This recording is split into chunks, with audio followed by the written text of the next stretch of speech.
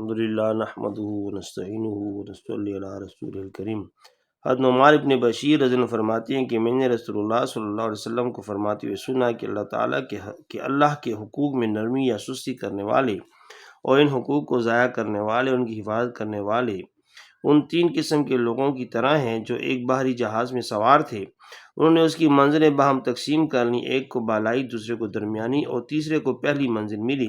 سفر جاری تھا کہ ایک شخص کوڑھاڑا لے آیا۔ ساتھی کہنے لگے کہ کیا کرنا چاہتا ہے؟ کہنے لگا اپنی منزل میں سوراخ کرنا چاہتا ہوں، پانی بھی قریب ہو جائے گا اور دیگر حاجات کے لیے بھی آسانی رہے گی۔ اب بعض لوگ تو یوں سمجھنے لگے کہ اسے دفع کرو، اپنے حصے کی منزل میں جو چاہے کرے۔ دوسرے بولے ہرگز ایسا نہ کرنے دو، ورنہ یہ ہمیں بھی ڈبو دے گا اور خود بھی غرق ہوگا۔ پس اگر وہ اس شخص کا ہاتھ پکڑتے ہیں تو وہ خود بھی بچتا ہے اور یہ لوگ بھی بچتے ہیں، اگر اسے چھوڑ دیتے ہیں تو وہ خود بھی ہلاک ہوگا اور انہیں بھی ہلاک کرے گا۔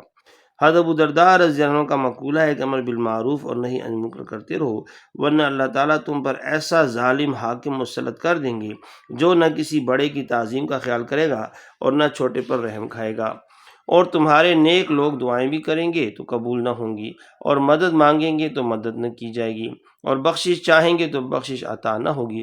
حضرت حذیفہ رضی اللہ عنہ حضور صلی اللہ علیہ وسلم کا ارشاد مبارک نقل کرتے ہیں کہ اس ذات کی قسم جسے قبضے میں میری جان ہے، تم امر بالمعروف اور نہی عن المنکر ضرور کرتے رہو، ورنہ بعید نہیں کہ اللہ تعالیٰ تم پر اپنا عذاب بھیج دیں، پھر تم دعائیں بھی مانگو گے تو قبول نہ ہوں گی۔ حضرت علی رضی اللہ عنہ نبی کریم صلی اللہ علیہ وآلہ وسلم کا فرمان نقل کرتے ہیں کہ میری امت جب ظالم کو ظالم کہنے سے خوف کھانے لگے تو ان سے الگ ہو جائیو۔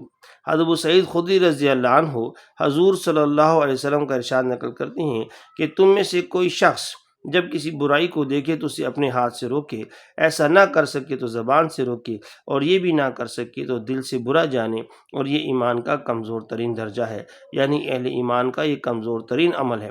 بعض علماء کہتے ہیں کہ ہاتھ سے روکنا امراء و حکام کا فریضہ ہے، اور زبان سے روکنا اہل علم کا، اور دل سے برا سمجھنا اور بیزاری دکھانا عام لوگوں کا عمل ہے۔ اور بعض حضرات کا کہنا ہے کہ جو شخص بھی ان تینوں درجوں میں سے کسی پر قدرت پائے لازم ہے کہ اسے اختیار کرے۔ فقیہ ابو الیس رحمۃ اللہ علیہ فرماتے ہیں کہ امر بالمعروف کرنے والے کو چاہیے کہ اس عمل سے اللہ تعالیٰ کی رضا اور دین کی برتری کا قصد کرے، اپنی کوئی غرض پیش نظر نہ ہو، کیونکہ اللہ تعالیٰ کی رضا اور دین کی برتری مقصود ہوگی تو اس عمل کی توفیق اور نصرت خداوندی حاصل ہوگی۔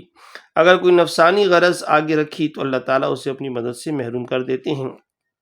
حضرت اکرمہ رضی اللہ عنہ راوی ہیں کہ ایک آدمی ایک درخت کے پاس سے گزرا جس کی لوگ پوجا کرتے تھے، اس کو طیش آیا کہ لوگ اللہ تعالیٰ کو چھوڑ کر اس درخت کی پوجا کر رہے ہیں۔ ایک دن کلہاڑا پکڑ کر گدے پر سوار ہوا، اس درخت کی جانب چل دیا کہ اسے کاٹ ڈالے۔ راستے میں ابلیس لعین انسانی شکل میں ملا اور پوچھنے لگا کدھر جا رہے ہو؟ یہ شخص بولا میں نے ایک درخت دیکھا ہے کہ لوگ اس کی پوجا کرتے ہیں، میں نے اللہ تعالیٰ سے عہد کیا ہے کہ گدے پر سوار ہو کر وہاں جاؤں گا اور اسے کلہاڑے سے کاٹ ڈالوں گا۔ ابلیس کہنے لگا بھلا تجھے اس سے کیا غرض؟ اس درخت کا خیال چھوڑ اور اس کے پجاریوں کو دفع کر، ان کو خدا خود ہی سمجھ لے گا۔ دونوں میں تکرار ہونے لگا حتیٰ کہ دست و گریبان ہو گئے۔ ابلیس لعین عاجز آ گیا اور یہ شخص اپنے ارادے پر پکا رہا۔ یہ دیکھ کر ملعون شیطان کہنے لگا کہ تو واپس ہو جا، میں تجھے روزانہ 4 درہم دیا کروں گا، روزانہ اپنے بستر کا کنارہ اٹھا کر لے لیا کر۔ یہ شخص سن کر کہنے لگا کہ سچ کہتے ہو؟ وہ بولا میں بالکل اس کا ضامن ہوں۔ یہ شخص واپس آ گیا اور حسب وعدہ 2-3 دن تک 4 درہم یومیہ وصول کرتا رہا۔ اس کے بعد ایک دن چادر اٹھائی تو نیچے سے کچھ نہ ملا اور اگلے روز بھی کچھ نہ ملا، تو پھر کلہاڑا لے کر گدے پر سوار ہو کر چلا۔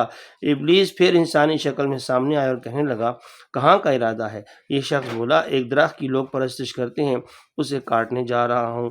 ابلیس کہنے لگا کہ اب تو یہ کام نہیں کر سکتا، کیونکہ تیرا پہلی بار کا جانا اللہ تعالیٰ کے لیے تھا، اگر تمام زمین و آسمان والے بھی جمع ہو جاتے تو تجھے نہ روک سکتے تھے، اور اب تیرا جانا محض خود غرضی کا ہے کہ درہم نہیں ملے تو اٹھ کر چل دیا ہے۔ خبردار اگر ذرا بھی آگے بڑھا تو تیری گردن مار دوں گا۔ یہ شخص چپکے سے واپس لوٹ گیا اور درخت کا خیال چھوڑ دیا۔ مولانا ابو الیس رحمۃ اللہ فرماتے ہیں کہ امر بالمعروف کرنے والے کو 5 چیزوں کی ضرورت ہے۔ پہلی چیز علم کہ جاہل اس کام کو اچھی طرح نہیں کر سکتا، دوسری یہ کہ مقصد اللہ تعالیٰ کی رضا اور دین کی برتری ہو، تیسری یہ کہ نرمی اور محبت کے ساتھ شفقت کا مظاہرہ کرے، سخت اور تندخو نہ بنے۔ اللہ تعالیٰ نے موسیٰ اور ہارون علیہ السلام کو فرعون کی طرف بھیجتے ہوئے فرمایا تھا فَقُولَ لَهُ قَوْلًا لَيِّنًا کہ اس کے ساتھ نرمی سے بات کرنا۔ چوتھی یہ کہ صبر و تحمل اختیار کرے، اس لیے کہ اللہ تعالیٰ نے لقمان علیہ السلام کے بیان میں ارشاد فرمایا وَأْمُرْ بِالْمَعْرُوفِ وَانْهَ عَنِ الْمُنْكَرِ وَاصْبِرْ عَلَىٰ مَا أَصَابَكَ، اور سکھلا بھلی بات اور منع کر برائی سے اور تحمل کر جو تجھ پر پڑے۔ پانچویں یہ کہ جس بات کو دوسروں کو تلقین کرتا ہے خود بھی اس پر عمل کرتا ہو تاکہ لوگ اس کو خود عمل نہ کرنے کی آر نہ دلائیں۔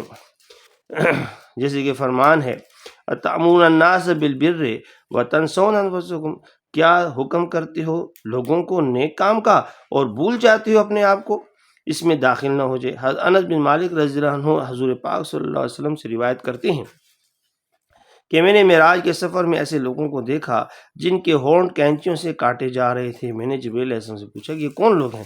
جواب دیا کہ آپ کی امت کے خطیب ہیں جو لوگوں کو بلائی کا حکم کرتے تھے اور خود اس پر عمل نہیں کرتے تھے۔ حضرت قتادہ رضی اللہ عنہ فرماتے ہیں ہم نے سنا ہے کہ تورات میں لکھا ہوا ہے کہ اے آدم ذات تو دوسروں کو میری یاد دلاتا ہے اور خود مجھے بلاتا ہے، لوگوں کو میری طرف بلاتا ہے اور خود مجھ سے بھاگتا ہے، یہ کیا غلط طریقہ ہے؟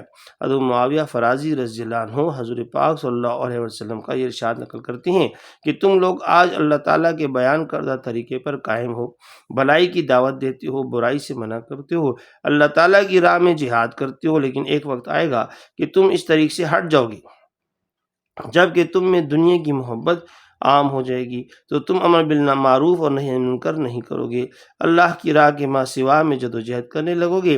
اس وقت پوشیدہ اور اعلانیہ اللہ تعالیٰ کی کتاب پر قائم رہنے والے ان مہاجرین و انصار کا درجہ پائیں گے جو اول ایمان لائے تھے اور دوسروں سے سبقت لے گئے۔ اللہ تعالیٰ مجھے اور آپ کو امر بالمعروف اور نہی عن المنکر کرنے کی توفیق عطا فرمائے۔ حاضر مرام، جزاک اللہ خیرا۔